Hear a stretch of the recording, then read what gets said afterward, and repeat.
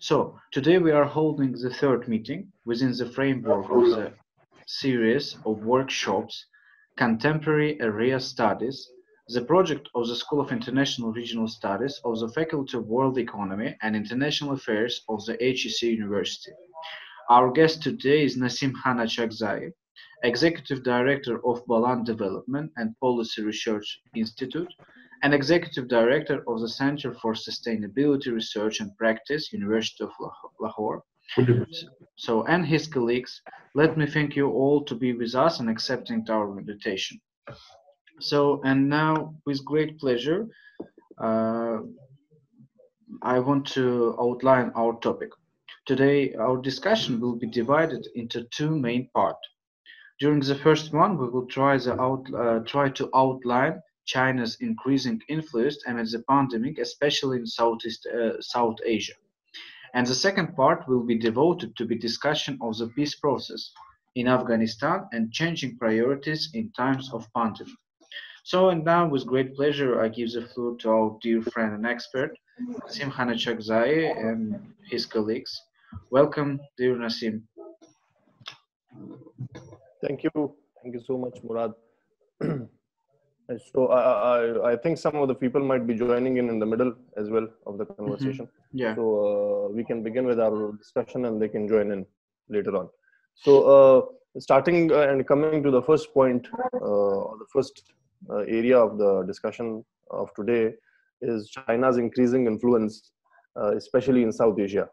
And then quoting some examples from Europe, especially in times of the pandemic that the whole world is facing, which is COVID-19 or the coronavirus. So if you look at the start or the beginning of the coronavirus, luckily or unluckily, you should say that we were in China in late December until the end of January almost. We were present in China ourselves. Some of our colleagues here, especially Professor Hamid and Mr. Ilyas, we were in Chongqing, which is a province in the southwest, near to Wuhan, which is near Wuhan. It's a province near Wuhan.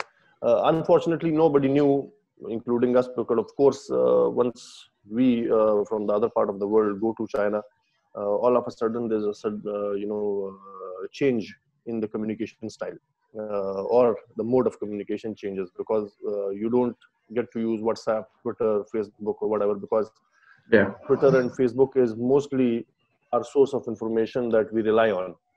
So especially in Pakistan, if I'm here or somewhere else, European part of the world or anywhere else, Twitter is our source of information for news. So, but in China, it does not really apply. It does not apply to it. So we hardly have this thing. So the pandemic the virus had already started from Wuhan, and but it was not taken or looked at as a serious threat, which could turn into an outbreak. So, but once we took off from Beijing to Urumqi, which is the capital of the province of Xinjiang in China, there slowly and steadily we started to realize that there is something going on. So, although you would be amazed to know that, once we were in Chongqing during the discussions, SARS, the virus SARS was being discussed. And a Chinese professor also gave an example that, in times of SARS or the SARS crisis, how did the Chinese, government and the overall Chinese nation respond to it? And that was 2003, and people would have different perspectives, So if you compare, or if you look at the China of 2003, and if you look at the China of 2019, I would not say 2020, because the coronavirus started in 2019. So if you look at the China of 2003 and if you look at China of 2019, compare both of these infrastructure-wise, economy-wise, power-wise, you would find that it's entirely a different story altogether. And people would not, some people would agree to the point, others would not. So anyways, coming back to the thing, since we had seen a regular traveler to China and to different provinces, I would see and explore different parts and portions of the Chinese, either be their health facilities, their education facilities, or the infrastructure altogether. But anyways, nobody thought of such a virus which could close down the whole world. Once we landed in Dubai, we stayed in Dubai, and then it came to the news that, the outbreak has started in China, and it's a virus that has spread, and there's an outbreak in the province of Wuhan. And nobody took it seriously. To be very honest, including me, I didn't take it seriously. We thought that it started in China, it would stay in China. So for instance, we looked at it with the eyes of Ebola. So Ebola, if the outbreak was in Africa, we didn't care. The rest of the world did not care, to be very honest. Because it was hitting and targeting the poorest of the poor in African region. And the elites or people with money did not care around the world. That there's some virus going on in, has hit the African region, so it will not come to us. This was the same mindset that an individual like me, countries in Europe and America had this thing that, it has started, so it would, affect the Chinese and it will not come to us. Nobody prepared themselves for this. And, so superpowers like, for instance, US or countries in Europe, including Russia, but I would mostly quote and tilt my discussion towards Europe and US. We would, being a Pakistani, giving you an example, that, we would look up to the health systems and the economic systems of Europe and America. And we would say, the best health systems, best healthcare, and the best economy and whatsoever, because it's so attractive to all of us, is in US and Europe. But this pandemic has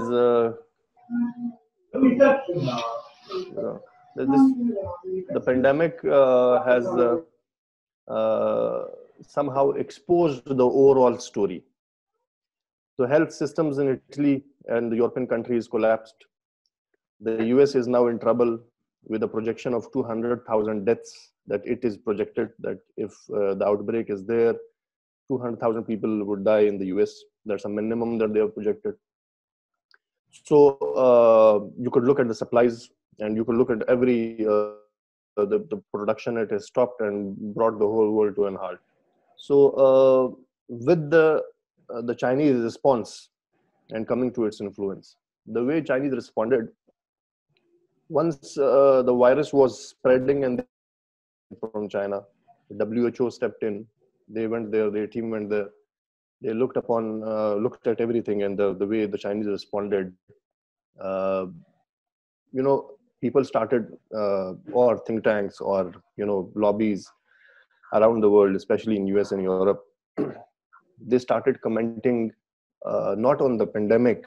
They started criticizing the Chinese Communist Party and their government system and the economic system, and said, China has locked down millions of people and it's against human rights, this and that, whatever.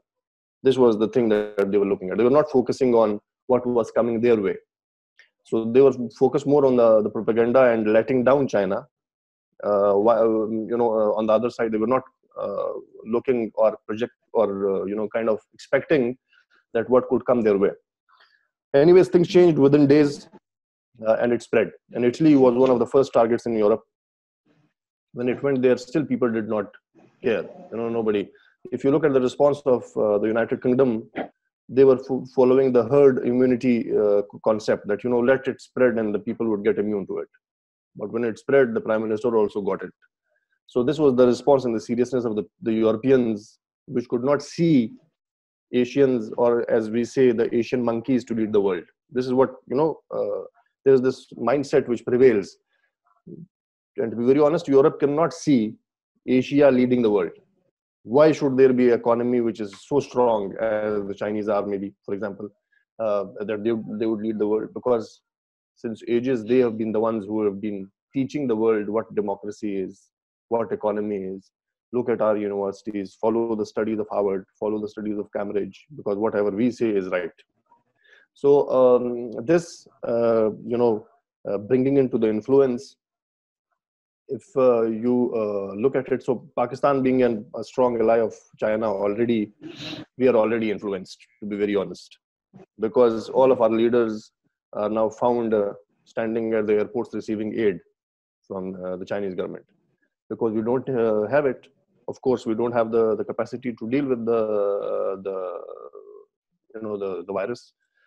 It's a country of 220 million people. So we have a big challenge in front of us, because nobody expected this. And the health structure was not that well managed as it is of now as well. And then Nepal is one good example, that the Chinese response went there to Nepal. The same was the case in Sri Lanka. India, being a competitor of China in itself, had this ego problem that they already have since long. They did not take care in the start as well. They took it light, and it has hit them as well now. So the country is under a lockdown, and with the population that India has, you can well imagine what would the situation be. So it would not just stop till this lockdown. There will be a kind of a situation where things might get out of hand in South Asian countries, because if you look at the overall law and order situation which has been prevailing in the past decade, it might turn into a big challenge. And speaking of the influence again, Europe, if you there was a video and article that the Italian flag was waving next to a European flag, European Union flag, and a guy went and brought down the European flag and hung a Chinese flag there, thinking that where is the European Union and where are the European countries when we need them the most, because thousands of people died. So everybody was in a race to save their people virus. So you could look at and imagine at the soft power that China was into. I mean, it was following the soft, but the concept of soft power slowly and steadily through economic means it would enter into countries, because it already has. So Nepal is one good example in South Asia. Pakistan is the biggest example in South Asia. Sri Lanka, number 3. The same would be followed by Maldives, Bhutan, and others. Does not matter in the South Asian formula. India is in trouble for now. It will be in the upcoming days. We will see where it leads. So if you look at just a month ago, being in Islamabad, I used to interact with European diplomats as well, and everybody would look at the Chinese with a different kind of in a way that the Chinese would stay away from the Chinese. It would they would transfer the virus to you. Unfortunately, what happened was that for the very first time, we, the Asians, are scared of Europeans. So if you ask me, following the human psyche, if you ask me that a friend of yours is coming from Italy, I will say, no, sorry, I will not meet him. And in comparison, if I look at, there's a guy coming in from China, I will say, why I'm saying this? Because the way they responded and looking at their health system, I would say, well, if I get the virus and I am in China, I think that I might survive, because the rate of survival in China is the highest in the whole world. It's because of the response that they did. And it's not a Chinese version, it's a WHO version that I'm given. So the so-called United Nations is, as we believe, is someone who is more influenced by the US as compared to China. Of course, they will not be a party to China in comparison to US, keeping all the historical facts in mind. So this, and then this, especially the Spanish, and everybody would say, let's say let's keep a social distancing, 3 feet distance, and the Chinese did it. So this now why do I say it? This pandemic has given the Chinese another chance. And if you look at the Chinese response, at the foreign policy front, you can note that the Chinese, for the very first time, became aggressive. Their response is now aggressive. If you look at their spokespersons, there are 3 different spokespersons of the Chinese government now. One of them served, Li Jian, one of them served in Pakistan as the deputy head of the mission. He is also now a spokesperson. He recently became one of the spokespersons. He was very aggressive in his stance. He was the one who gave this, when he tweeted that that the US Army might have brought the virus to Wuhan. He was the one. From there, the controversy started. And they became aggressive. If you look at this Chinese style now, earlier what was the case? You would blame the Chinese that you are committing human rights violations in Xinjiang, and they would defend it. Now they are in aggressive mode. And then they're trying to blame people. They say that, when we told you that this thing is coming, we stopped the virus for you. We gave the world time. You did not respond, so this is not our fault. We, on one side, they've covered their area of or their side of the story, but the whole world is in a problem now. So this is a situation which we look at now as well. And the capacity, when it comes to economy, that the Chinese have, I don't think so that anyone else has. So example, when the COVID hit China, there were friends of ours in China who would ask us that, brother, we're in need of masks and gloves. I'm talking about the Chinese, because all of a sudden they locked it down. So the production and everything stopped. Whatever could be done by us, we did. But once they controlled the overall situation, and when they came into, when the production began, now you could see the only capacity, the only country in the world with the capacity to produce things in bulk is China. Because you already see that everything that is produced, from laptop to mobile to mask to ventilator, is in China. With all the, you name it, Apple or Dell or whatever company is there. So this kind of makes or brings China into a more powerful position. Now, when the war on terror started, nobody was focused on China. Nobody knew China the way we know now. And the world was not focusing on China. It gave them time. They kind of concentrated on developing themselves and making themselves strong. And post war on terror, when China emerged, all of a sudden people saw a giant, which was an economic giant, and all people realized, oh, how did this happen? So this coronavirus, if you look at it, I would tell people that, don't look at China with the eyes of 2003. This is 2019. Years have passed. This is not that how you look at it.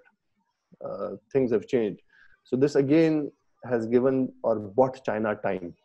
The whole world is now busy in saving their people. Someone is running after masks. Others are looking for ventilators, for the basic health equipment. And China's economy and production has already started to, get into business. So let's say if you take the example of if we develop the vaccine or even the medicines which treat COVID-19, which country do you think has the capacity to serve the whole world? So if you develop the vaccine, which country in the whole world do you think can produce in bulk, because people are in dire need? You get the virus, it's something that the world has not seen in our lifetimes. This is not a thing that we have seen, because for the very first time, and everything is being affected, and only everybody is looking at the Chinese, even the common people. I give you the example.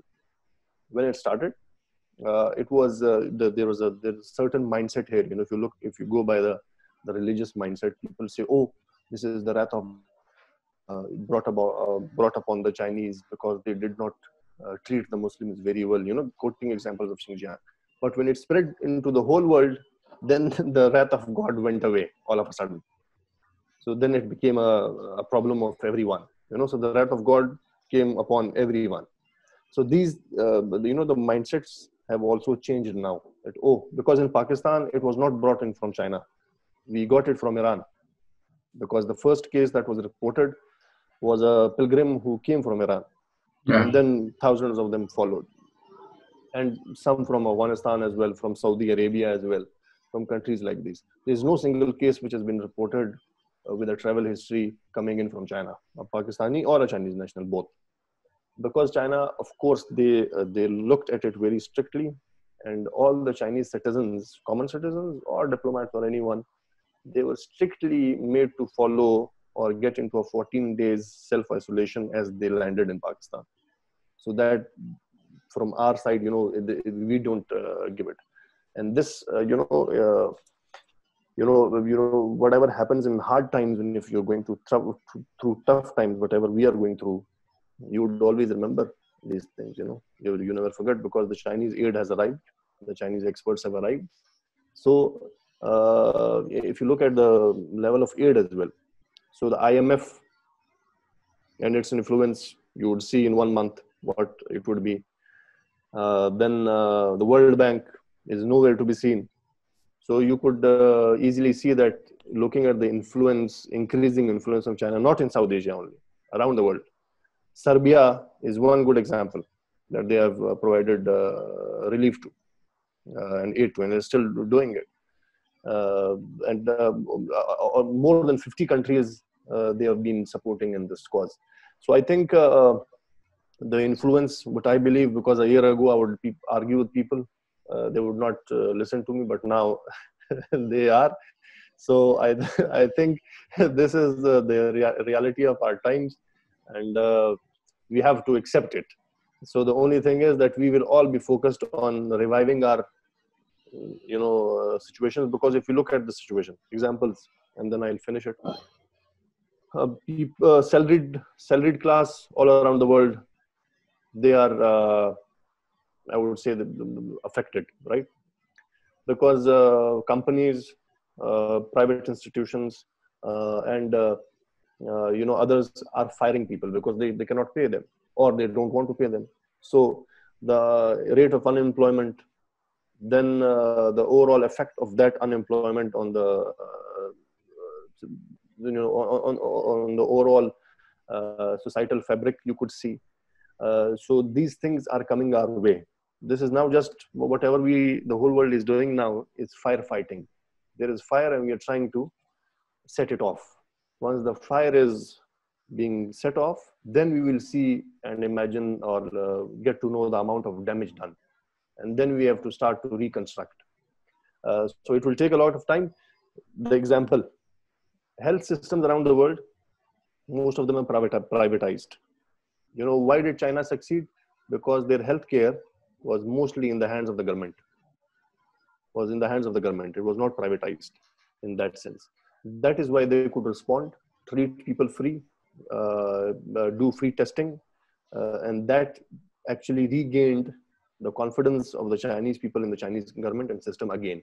Because if you look at around the world, if you look at treatment in the US, a girl who got treated for COVID-19, the bill that she received was $27,000. So on the other hand, someone treated in China got it for free. So that is also a thing that in the future we have to see, that the government should be in control of education and health systems, so that, because the private sector then needs relief.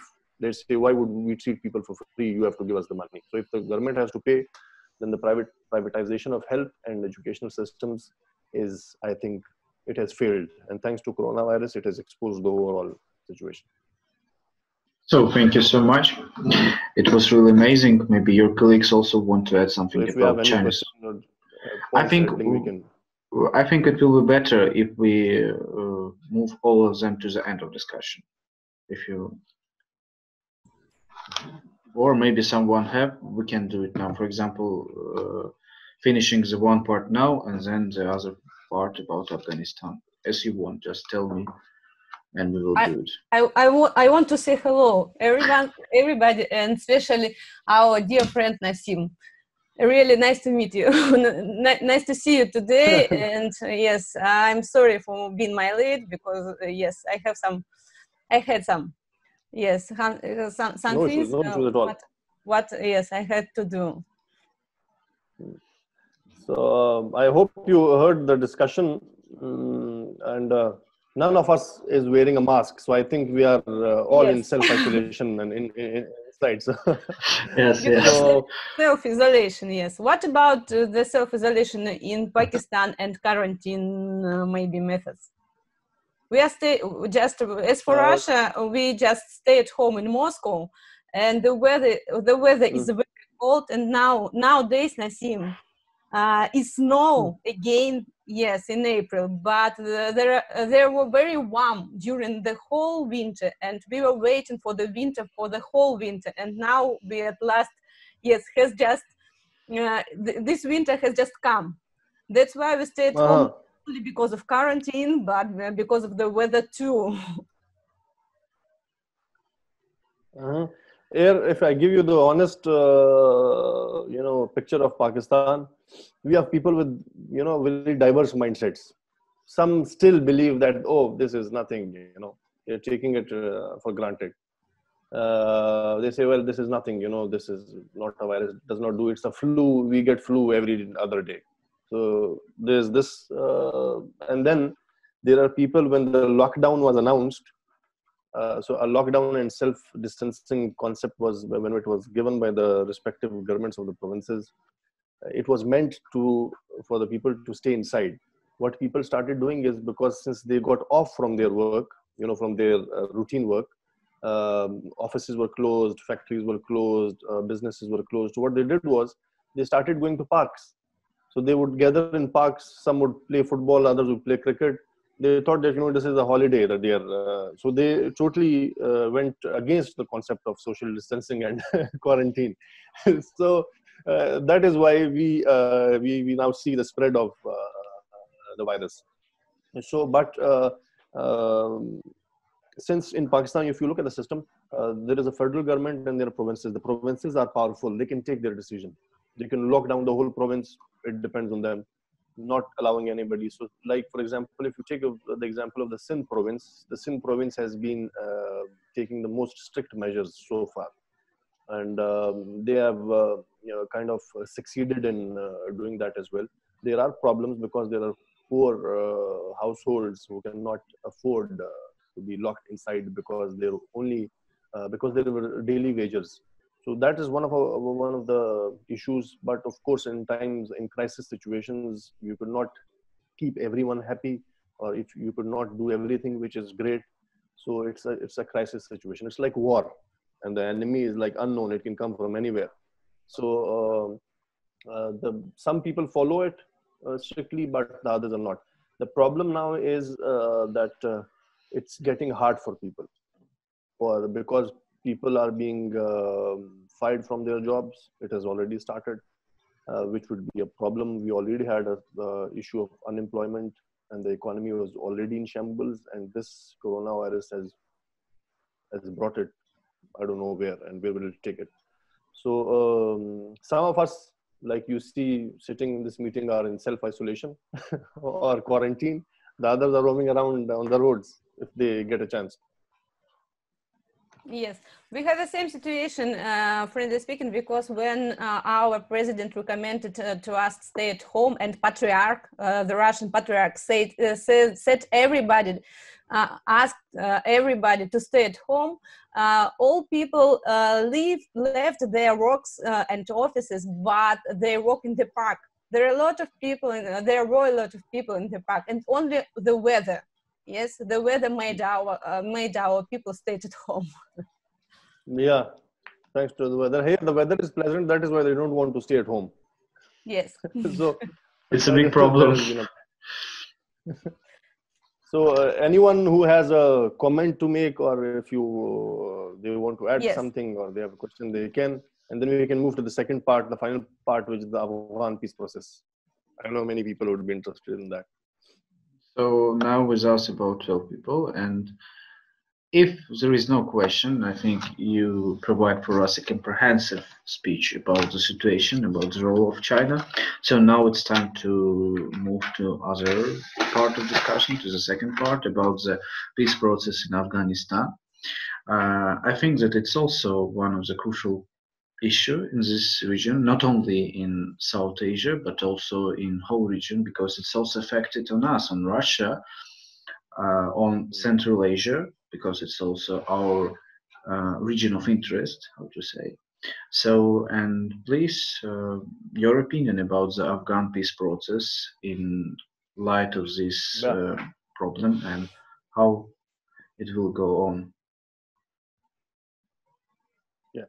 So, taking the benefit of the presence of Mr. Hamid, who I told you has been, who has a strong grip on the overall issue. Before I bring in my points or my point of view, because we discussed the overall theme yesterday as well, me and him, and we thought that we should give a very candid kind of, or do a very candid kind of a discussion over the overall issue, especially in light of the COVID-19, the pandemic that we are facing, the Afghan peace process, the situation there, how it would affect the region, and how does it affect the whole world, especially in times like these. So if you minus the pandemic and then you focus on the Afghan peace process, this is a normal thing. And the whole world a month ago was looking at the situation in Afghanistan, the withdrawal of the US forces. Now nobody cares, nobody talks about it. If you open Twitter, go to Facebook, coronavirus. Instagram, coronavirus. News, coronavirus. Stay at home, stay safe, whatever. So nobody cares, because everybody, it has now become everybody's problem. So everybody has to look at the problems that they are facing, the immediate problems that they are facing. Nobody cares about the situation, but things run and operate parallelly.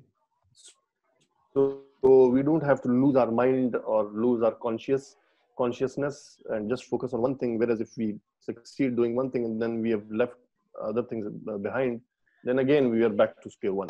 So before I go into the overall discussion, I would request Mr. Hamid to just shed some light on the overall. I would cover the part where it, in light of the pandemic, that how it has affected the peace process. On the recent, kind of progress on the peace process, because the Afghan government announced a team for the negotiations with the Taliban side, which was earlier rejected by the Afghan Taliban, that they say that we don't accept this negotiation team because it does not represent the whole of Afghanistan. So Mr. Hamid can just shed a brief light on whatever the situation is with the Afghan peace process now, and then I can cover it up and open for discussion. Mr. Hamid, if you can. Thank you, Naseem Khan. I wish I could speak fluent English like you. Then it would be better to explain my to manifest my expresses, which I have. Matter. Nobody here in this chat window can speak fluent. It is not our mother tongue, so no problem. Okay. I think, in my view, I have many articles about Afghanistan and Afghan perspective in recent days, but those are in Urdu language. In my views, the peace agreement is basically the retreat, we can say the retreat agreement of the United States from Afghanistan.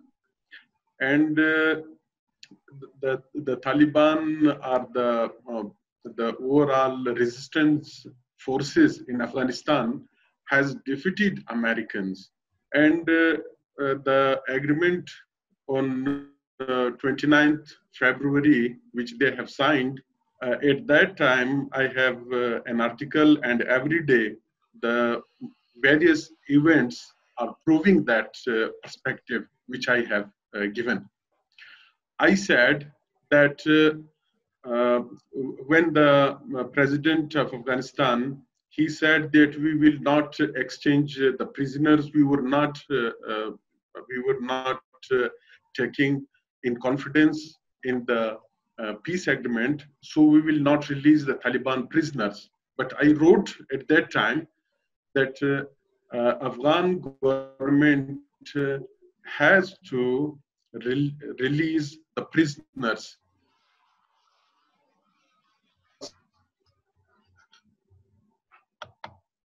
Taliban, they will go ferociously when there is no Americans, there is no American air support for the Afghan government, so they would be easily defeated by the Taliban. And at the same time, we saw that in the Afghan government there is a split. Abdullah has also taken the oath of president in Afghanistan, which has weakened further the Afghan government and the administration in Kabul. So we are saying that the Taliban is going forward and they will eventually capture the Kabul. There is no peace agreement. If someone thinking about this, that they will go through the peace agreement and they will respect the issues of the points of the peace agreement, there is nothing like that. They are still going to capture the Kabul, and they want to impose their Sharia law, the religious laws of the religion. So they are going forward ferociously. And at the same time, I am saying that as Americans had nothing for Afghanistan, they did nothing progressive in Afghanistan. They didn't give a single project to Afghanistan. They didn't establish even a single factory in Afghanistan. And in 19 years, they spent, they will go for this on any cost. And at the same time, if we see the Afghanistan as it is the heart of Asia and it's the route for Central Asia to South Asia, so the proxy war in Afghanistan, that is the interference of various countries in Afghanistan. And at the time being, there is a big blow for Indian proxies. India has lost everything in Afghanistan, like America. And the various forces are trying to realign. As we see, the Afghan government is going to align themselves with the Tehrik-e-Taliban Pakistan, TTP, which is a Pakistani kind of Taliban as in Afghanistan. And they are closing themselves to the Daesh even. And they try to combat Taliban on the field by the TTP and Daesh. And that would further complicate and aggravate the war and the proxy war. So at the same time, we see that the Northern Alliance in the leadership of Abdullah, they are distancing themselves from the Kabul administration. So the perspective is so complicated, and I think the war will be going on, and the reactionary Taliban will be holding Kabul and Afghanistan for some time. But as they have no program for the masses and for the development of Afghanistan, eventually they will fail. Thank you so much. Thank you. Yes, so Thank you for setting the base for the discussion. Yeah, the same thing. So coming to that and adding some more perspective and points. So currently, if you look at the situation in Afghanistan, we have two presidents.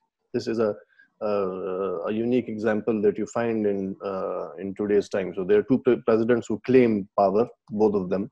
Although Ashraf Ghani is in Arg, which is their historical president house, which was once captured by the Taliban as well.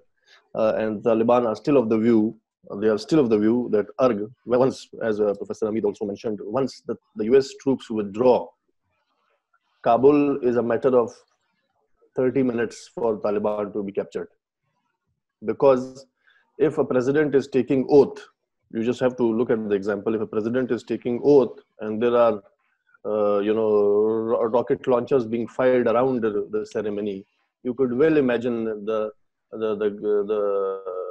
grip of the government, or the kind of the overall power of the government. And especially with the two presidents, Abdullah and Ashraf Ghani, there's a big divide between the Pashto speaking population in Afghanistan and the others who speaks Tajik, Uzbek, and other languages.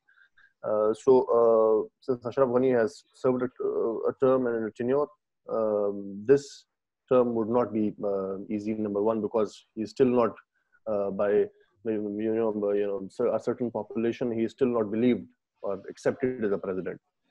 And then this $1 billion cut by the US is another important thing, which was done or made by when Pompeo visited Afghanistan, and he tried to renegotiate things between Abdullah and Ashraf Ghani, and it did not work out. And as a reaction, they cut down $1 billion US dollars. Now, this $1 billion US dollars is as important for Ghani, Abdullah, and the Taliban as well, because the Taliban are a huge stakeholder in the overall situation of Afghanistan. You can, people historically until now, some people with, their drawing room views. There are people who present views from their drawing rooms. Those who write articles and send it without knowing the overall ground knowledge. They would reject the authority of the Taliban in Afghanistan. They would say, "Oh, nothing. If there was nothing, it has been years, almost 2 decades now. So there's still nothing that you see in Afghanistan." So the US, of course, had to run.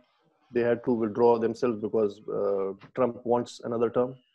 So for him, the withdrawal of the troops from Afghanistan is one good kind of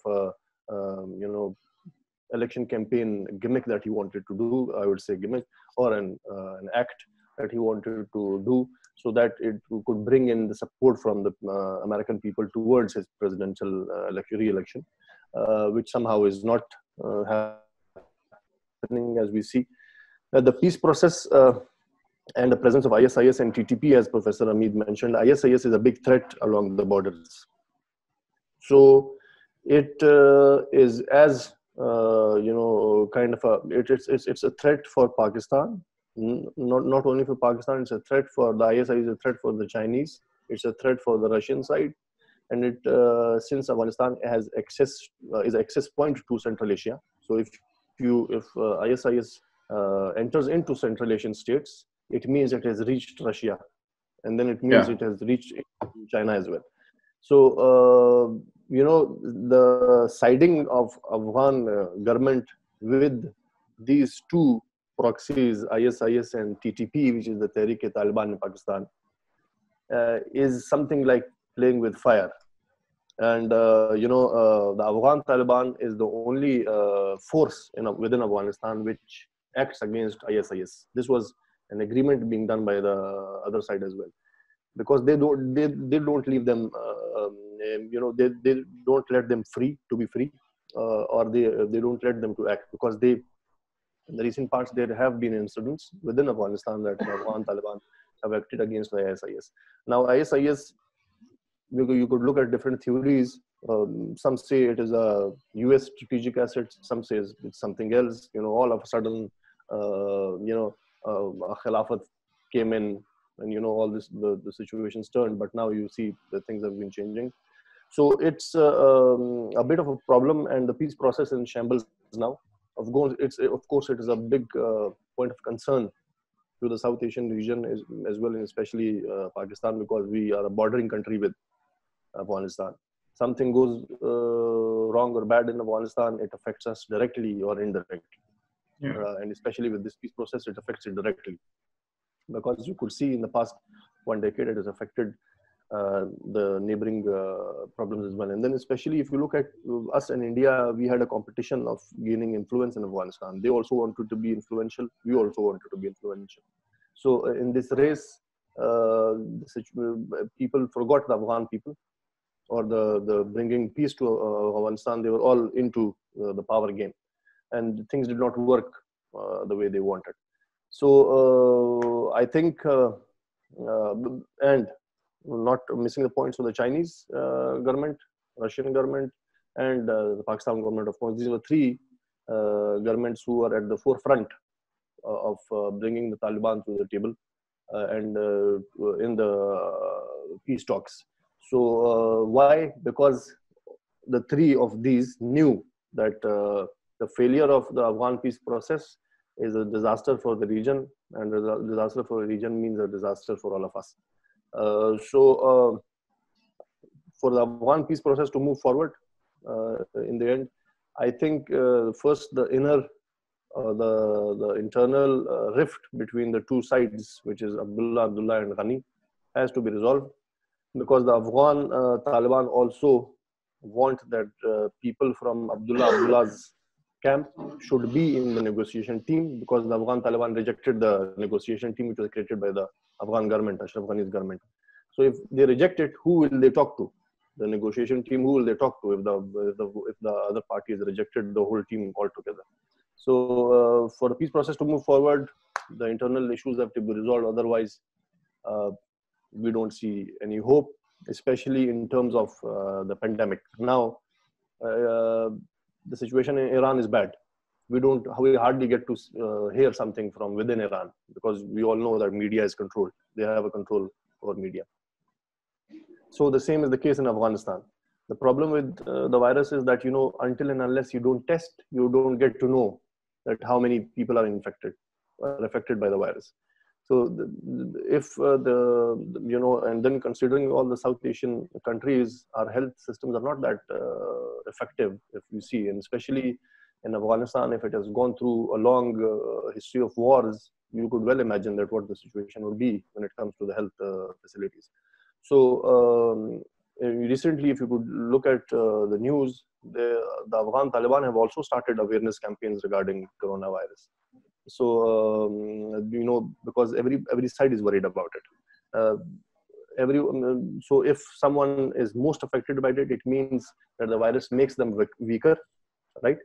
Economically, and then if it spreads within a certain community, then it has affected it. So if you take the example of the Afghan Taliban and the virus spreads within their camps, it means that it has kind of affected them. It brings their power down. On the other side, if it enters into the camps of the Afghan government and its forces, again the balance is being lost. So in times of the pandemic, I think once they were already facing a problem in resolving the issue, this has made it worse, and that's the point of view that we have. So thank you so much. First of all, let me thank you for your comprehensive analysis. To you, Dr. Hamid Khan, and to you, Nasim. It was really amazing. But I have some questions. My first question is, who and how will be available to provide financial support for state building process in Afghanistan? Because it seems to me so crucial in light of recession in world economy caused by COVID-19.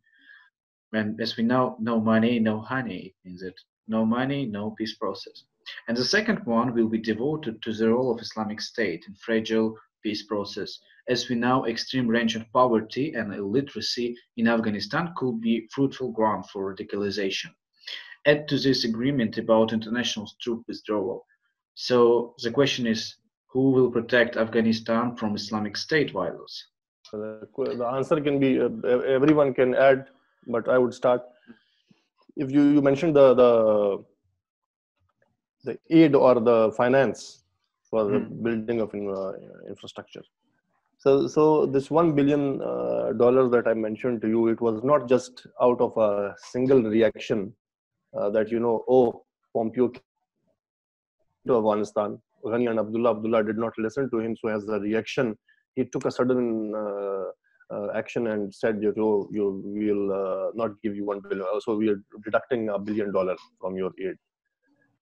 He knew what is happening back home, because the US needs money like anything now to tackle with this virus. Like we said, that the minimum projection that has been made is of 200,000 deaths in the US.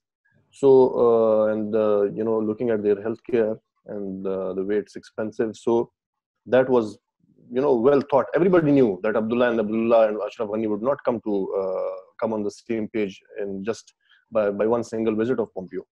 So, and then, like for instance, the US has put in billions of dollars for the COVID-19 response. For the time being, they will not be the ones to put in money for the infrastructure development. Number one, because they cannot afford to do it. So now this creates a kind of a vacuum, and it gives the Chinese side a space as well, because it's a good time for them and for the US to work together, because they need each other now. So the US side would need them financially, because they are the strongest as of now, with all the response that they did towards the virus. So I think, in my opinion, I can be wrong, of course, anybody can add, I think the Chinese side will play a very big role in the infrastructure development of Afghanistan. If you look at the overall CPEC project as well, it has been envisioned that we would add Afghanistan to it, keeping in mind the road access or whatever. And then it's Afghanistan's being an entry point into Central Asian states. So China already has a kind of an influence on the Central Asian states.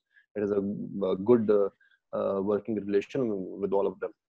And so I think the Chinese side will be jumping in. This is my view when it comes to the infrastructure development in Afghanistan post this peace process, if things go by. Because Chinese and the Russian two sides were very active in the peace talks. So of course they have to play their role and they have to step in. So, and then considering the situation of the virus, Russia and China, it has a kind of a control so far, because the spread, China, the outbreak was there, but then they kind of responded to it and it got controlled. In Russia, it is not as high as it is in the US. So I think whosoever controls the virus first, it becomes a bigger player and more important player in the overall thing. So anyone else can add the point of view. This was mine. So colleagues, maybe someone want to add? Yes. Or another question maybe by Vera Vladimirovna, please. Yes, I have a question. Thank you very much for your fundamental information, Dr. Navid Khan and Nasim. I want to ask you, it is also interesting for us, how will the Pakistan establish his relationships with Taliban in the case if the Taliban seized the power after the withdrawal of the USA troops? Respond to this question. No, so historically, when the Taliban took over Afghanistan earlier, the first time, I think Pakistan was the first side to accept them or recognize their,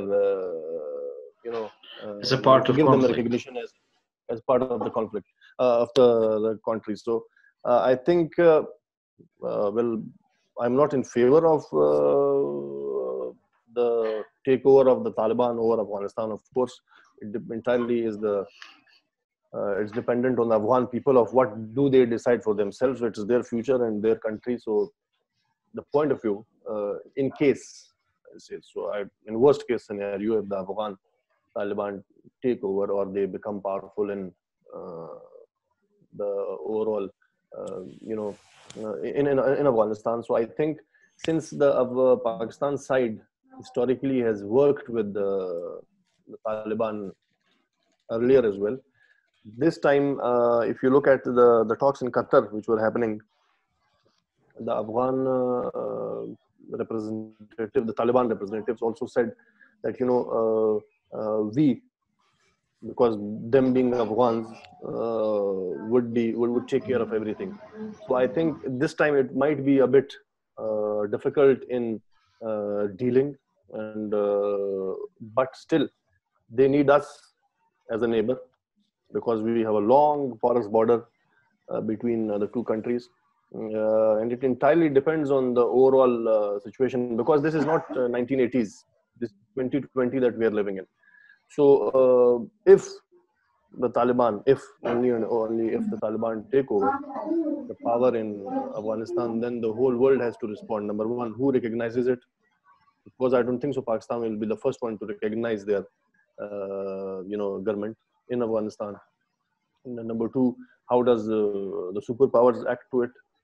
Would they let them to be in power or come into power or no? It entirely depends on that. So when it comes to the Pakistan side's interaction with the Taliban, I think within the peace talks, we showed our side. We also wanted that it should resolve through a dialogue, because years and years have been spent and billions and trillions have been spent, but nothing came out of it. So I think we would be looking at the demands and the wishes of the people of Afghanistan, being a country. We would be looking at the wishes of the Afghan people. It's for them to decide whosoever is in power. We would the Pakistan side would be supporting a democratic, of course, government in Afghanistan, a peaceful country, which we wish that Afghanistan is, because we say that it has been affecting us historically as well, and it will affect us if something goes wrong there.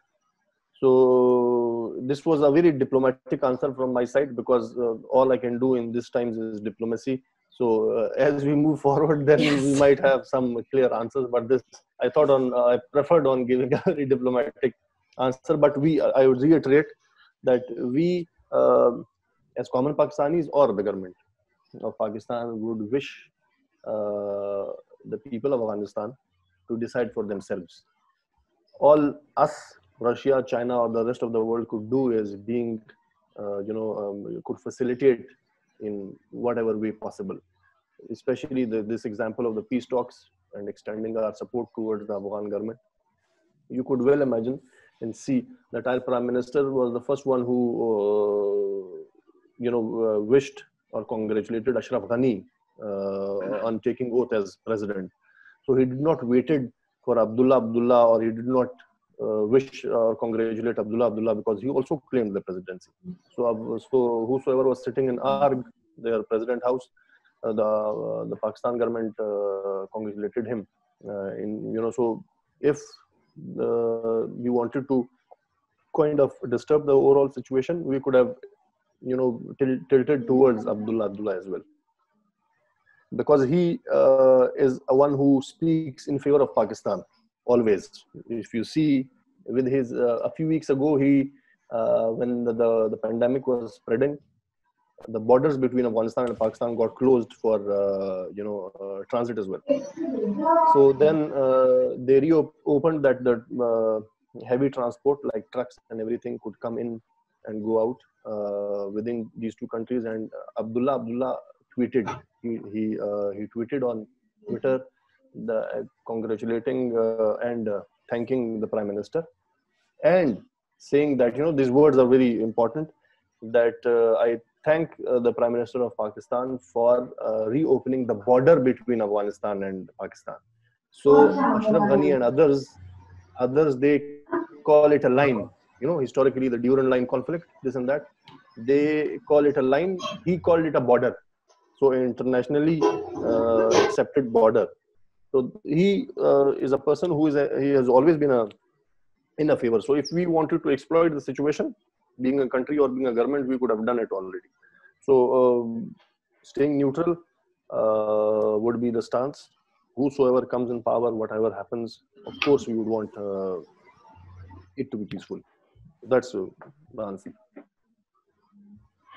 So thank you so much. Dr. Vishnikova, you have some question. Yes, I understand. Yeah. I think that the most important thing is diplomacy and and dialogue.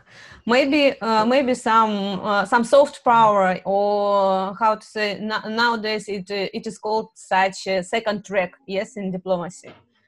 We have a lot of instruments, yes, to do it, and I hope that it will be better for us, for the whole world.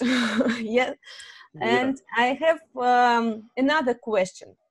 I want to ask Dr. Nasim, as a specialist in Pakistan-China relationships, about the China. Yes, about the Pakistan-China relationship. How does the Pakistan government see the future role of China as the economic leader in the Pakistan area? I mean, will China save its priorities so such countries as Saudi Arabia and the USA will have more power after the corona pandemic? What do you think? I'm sorry, you said the US and Saudi Arabia will have more yes, power. Yes, and Saudi Arabia. Will have more power. No, will China save its priorities in Pakistan, or Saudi Arabia, or such countries as Saudi Arabia and the USA will have more power after the coronavirus, after the pandemic?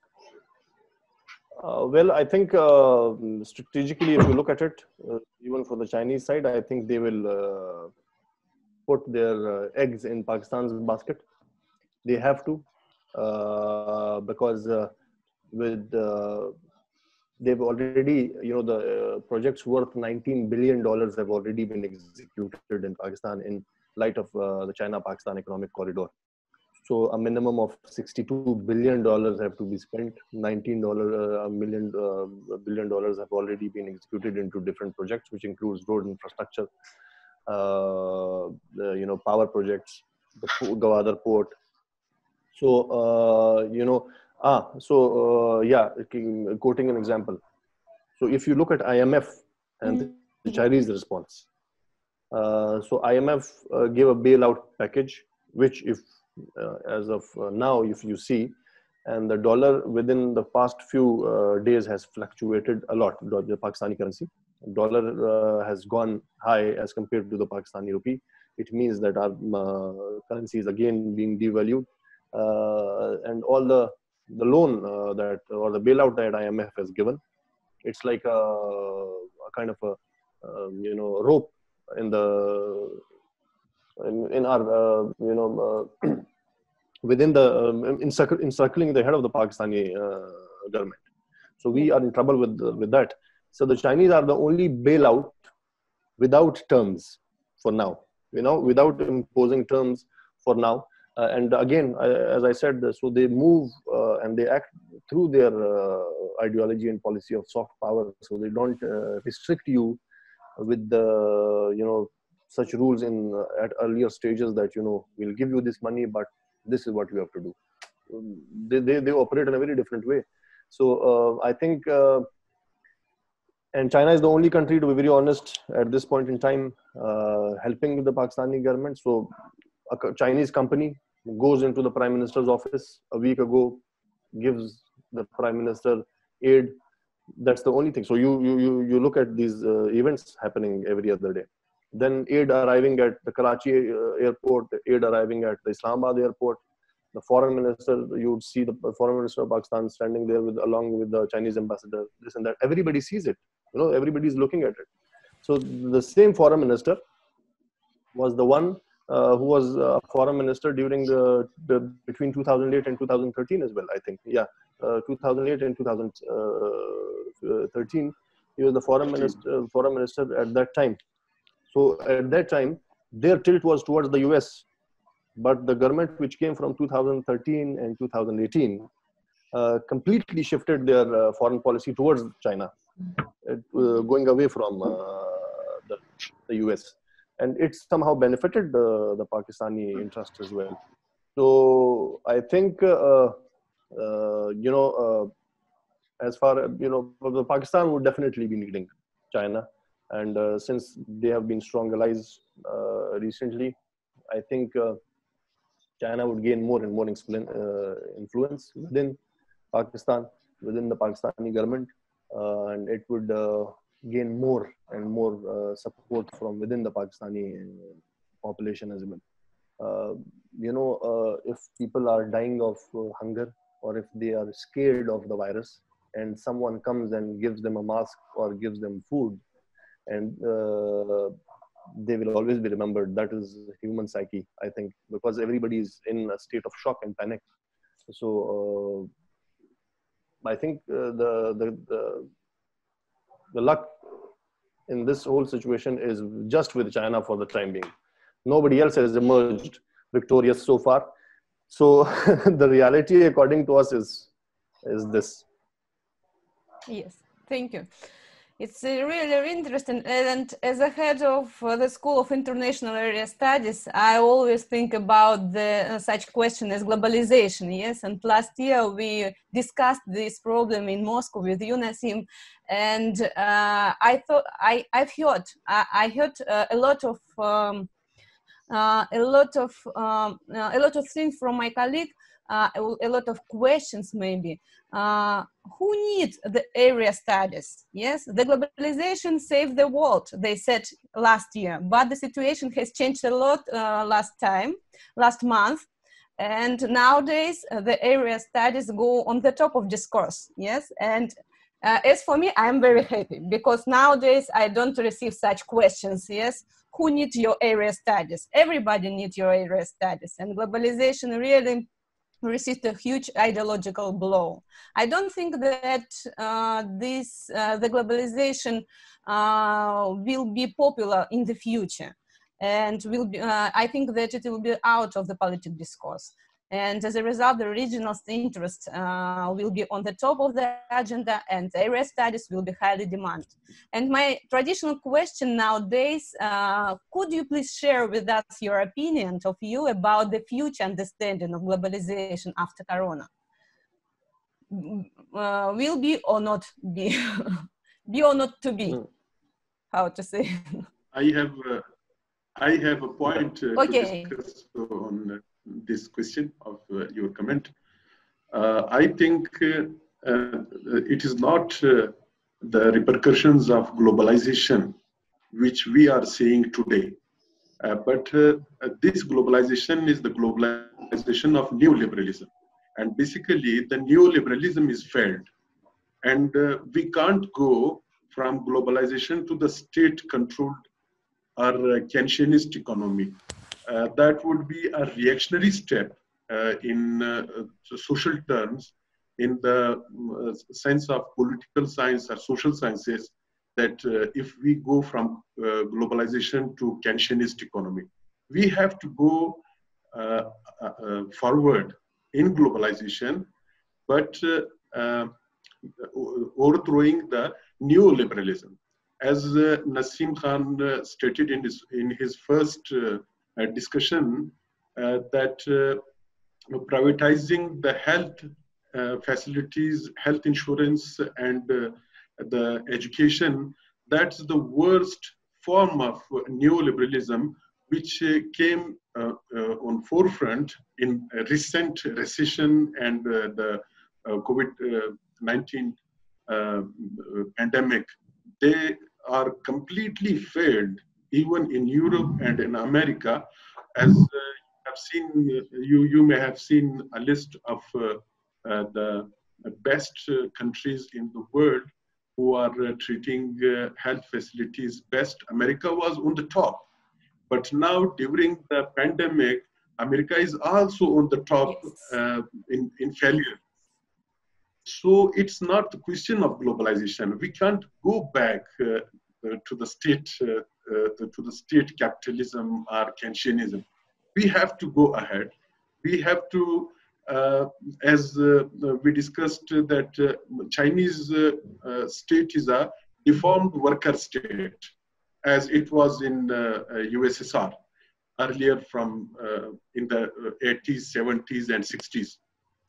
So it is very obvious that when a state controlled the economy and the health and education departments,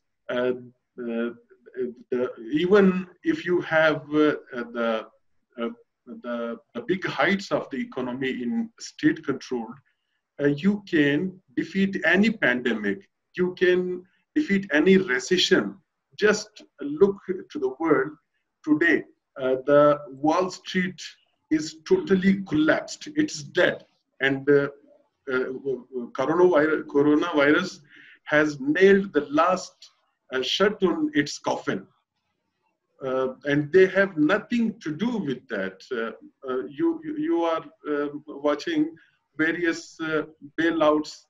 The bailouts are not for the general masses. They are affected from the coronavirus, but all the bailouts are for the bankers, for the financial institutions.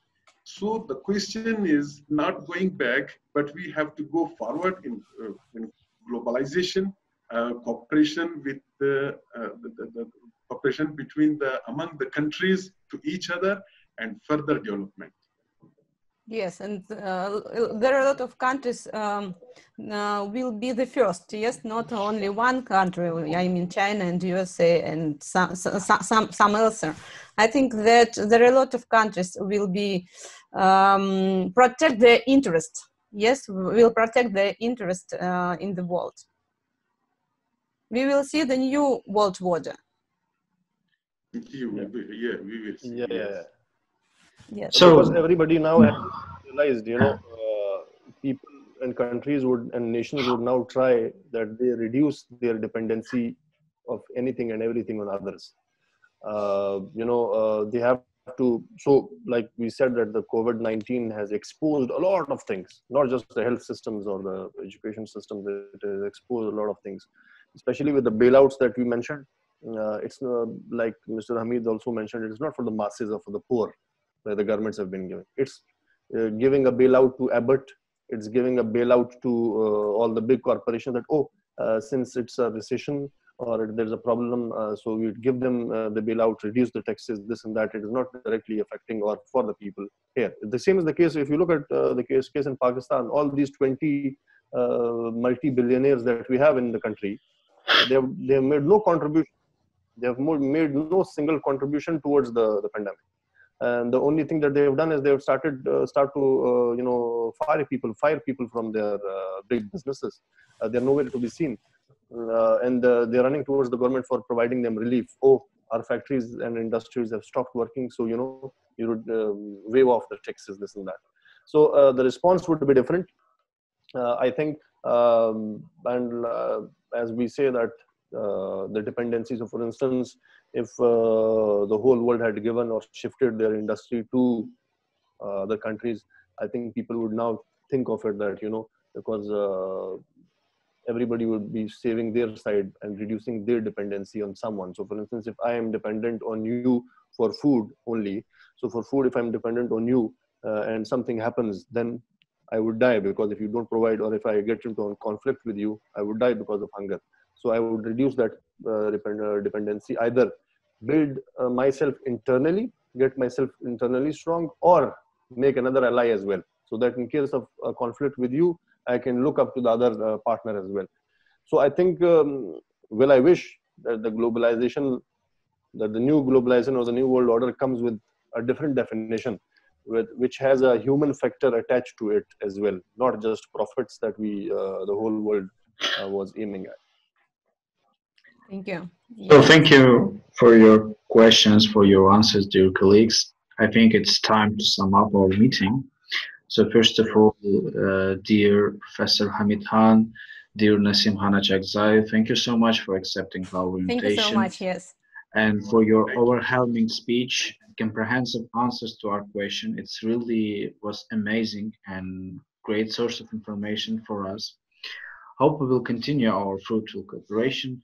So as far as our today discussion, we should outline that at the end 20th century, Francis Fukuyama, in his book The End of History and The Last Man, outlined that a world faced with some new ideological crisis and meet new one, it's like liberal democracy. So now today with you we discuss the new ideas that we also again faced with a new ideological crisis and how to say ideological lack of information, lack of idea. Dr. Hamid Khan outlines that it's something is misunderstanding on broken format of new liberalism. But we also understand that it's also relevant with globalization process, with some economic issues, and pandemic just pushed and make it faster because now we are on the top of some transformation in world order. But I want to wish to all of you, to all of countries, to all of our world, God bless us. So we hope that you will take care about you, about your family. We will be healthy. Yes, we'll be healthy because it's one of the most important thing. So dear colleagues, take care and see you soon. Thank you very much for your joining to us, and thank you very much for your really interesting and fundamental discussion. Yes, I think I hope I wish that we will meet in the future on a regular maybe platform. Yes, to discuss some current situation, not only connected with coronavirus. And I think that everything will be okay in the future, and we find a lot of interesting. Expecting a delegation of young people which had to come from Russia, but due to this COVID did not. Yes, yes, you know. I hope so. I hope so that it will be in the soon. Yes. Yeah. Thank you very much for your discussion. We look forward to it, and thank you so much to all of us who have joined. Maintain social distancing, stay in quarantine, and stay safe. Stay home. Made us closer. Yes, made us closer. Yes, social distance and quarantine. Yes, gave us a lot of time to meet together, and maybe instead of instead of everything, yes, made us really closer. Hashtag stay at home. Yeah, and hashtag, as they say in Russian, spasiba. Thank you. Thank you. Спасибо. Thank you very much. Goodbye.